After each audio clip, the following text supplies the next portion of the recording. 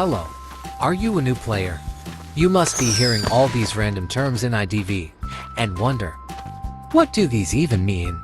Such as kite or even looping. Well, you've come to the right video. Maybe. I'm going to do my best at explaining most of these terms in the simplest way, so you can have better knowledge at the game. Let's begin.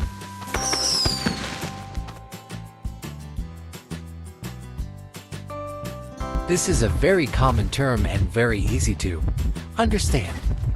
Kiting basically means containing the hunter as long as you can. This is to ensure your teammates can get as much cipher progress done as possible. Similarly, the term raw kiting basically means kiting without abilities. This mostly applies to characters such as Mind's Eye and Psychologist, as they don't possess items that can assist them in kite. Whereas characters like Perfumer, for example, has her perfumes to help her.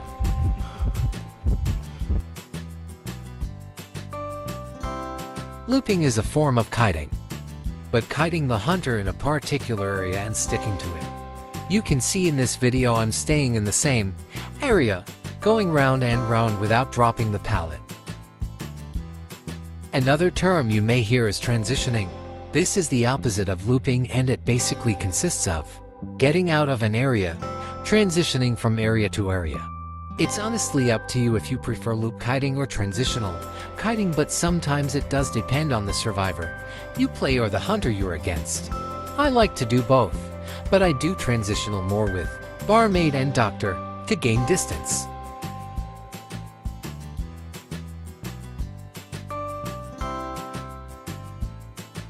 Tunneling is basically when the hunter is locked onto a survivor, aiming for them most. They want their target survivor down so much that they decide not to change targets or pressure ciphers. This can be a disadvantage to the hunter, because if the survivor is doing a good kite and the hunter can't get them, then the other survivors can rush their ciphers to completion, making an easy win for survivors.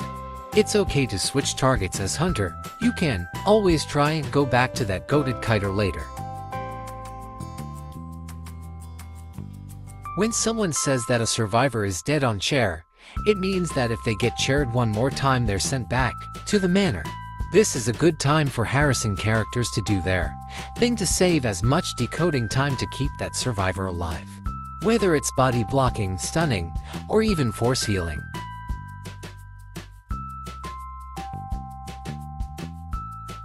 People usually choose to sell a survivor if they get chaired too early into the match. It basically means not rescuing that survivor. This saves the other teammates some decoding time while the hunter is mostly occupied with camping the chaired survivor.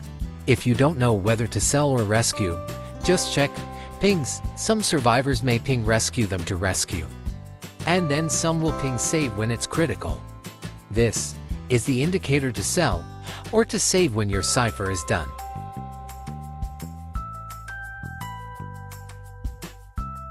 A rebound kite is when you kite after previously being chaired.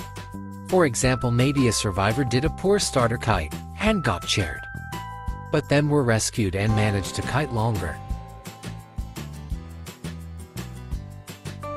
Body blocking is what survivors do after they rescue their chaired teammate. After rescuing, it's helpful to follow behind the survivor you rescued and to take a hit for him to buy them more time to kite. Some survivors will also do this if the survivor that's kiting is dead on chair. Camping is when a hunter defends the chair that a survivor is in to try to prevent a rescue. It's pretty much a strategy, although some hunters don't camp too. Throwing can be used on survivors who make a mistake that costs the whole match. You could hear someone say, "Oh, this character failed to rescue. They're throwing the whole match." But really, throwing means intentionally throwing the whole match and playing bad to be petty or toxic. Some toxic survivors tend to do this if they don't get their own way, purposely causing their team a loss. So basically farming is to do with poor rescuing. It can be caused by an instant rescue where the hunter is not in attack recovery, meaning that as soon as you get freed from the chair, you just get hit. A tip to avoid this is to rescue from the right side of the chair. The more you rescue, you notice that when the chaired survivor gets freed, they spawn standing on the right side of the chair. Rescuers not knowing this is what can lead to farming. However, if you rescue on the right side of the chair, your character will stand on the right side of the chair after freeing the survivor, meaning that your character will be instantly body blocking the freed survivor. So now that survivor won't get hit instantly and you have done a good rescue job.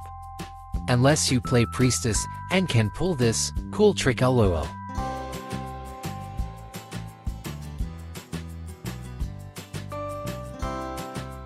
Clap clap. Hello everyone, glad you watched till the end. That's all the terms I can explain from the top of my head. Of course, if I'm missing any you're unsure of, feel free to comment down below and I'll give a reply. Thanks for watching.